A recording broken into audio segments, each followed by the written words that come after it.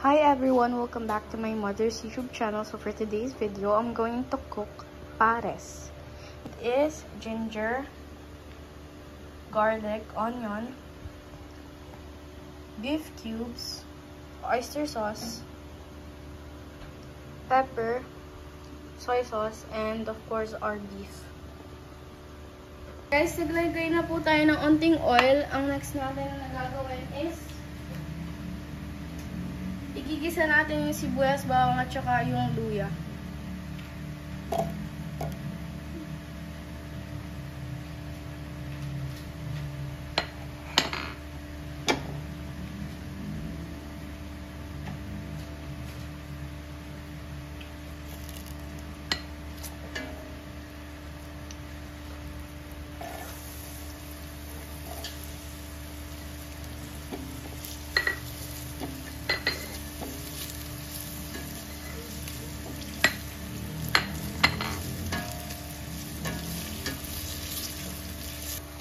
So guys, after natin i-saute yan ng saglit, ang next natin ilalagay is yung star anise.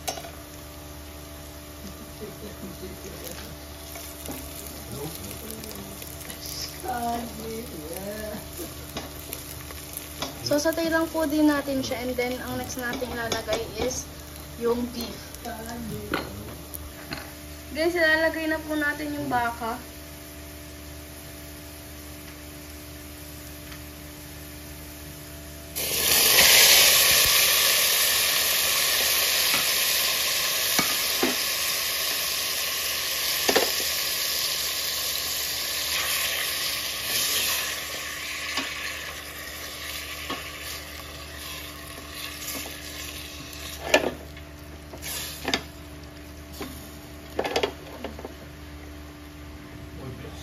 Open ko ng virtual muscles na open ka na nakabubos. Bakit ka naman?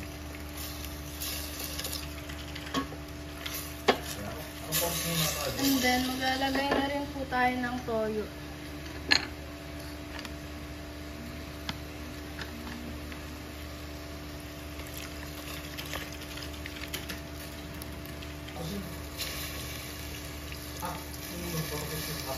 Saan na ba?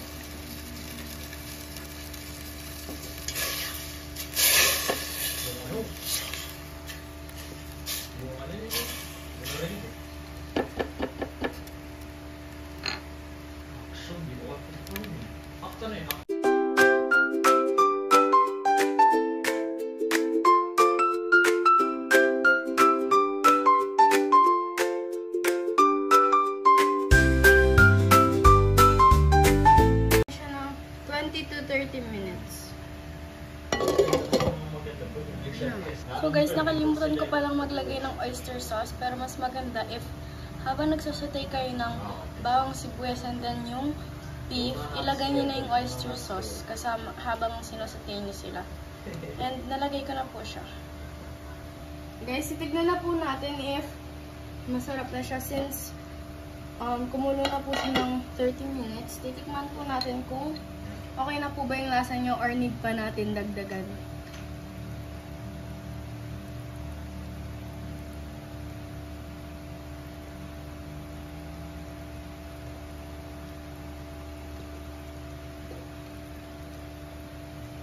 Okay na po yung lasa niya, pero medyo dagdagan pa natin ng konting toyo. And then, konting magic syrup.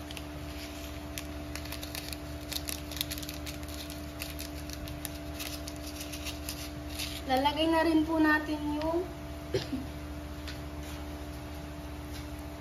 paminta.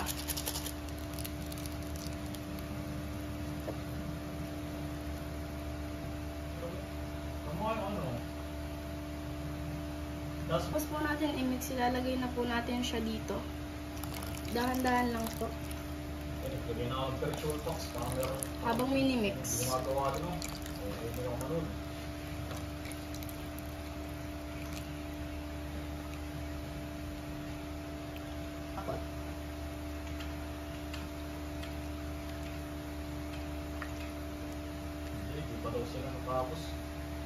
So guys, ito na po yung pares natin. Yung pares natin guys. And titikman na po natin siya. Meron po ako ditong kalamansi. Mas masarap po siya if may kalamansi, onion leeks, and fried na bawang. Pero unfortunately, wala po tayo nun. Kaya kalamansi na lang. So, let's taste it. Kung kalasa niya ba yung mga kanto style na pares.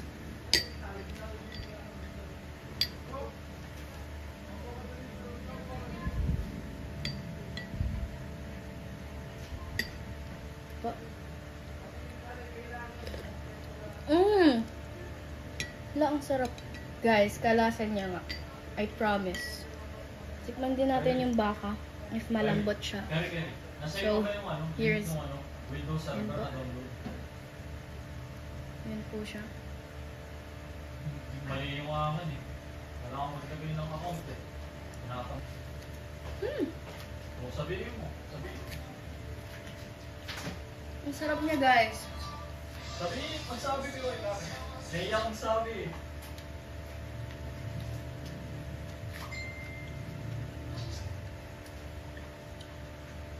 Guys, ang sarap niya. Perfect siya.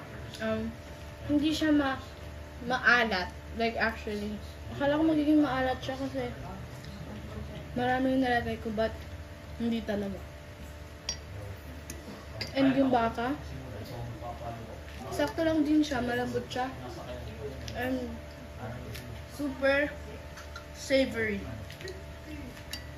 Ang masasabi ko lang talaga is masarap and then you guys should try this. Lahat naman po ng niluluto ko is you guys should try. So, masarap siya talaga, promise. Last taste for the day. Thank you for watching. Please like, share, and subscribe.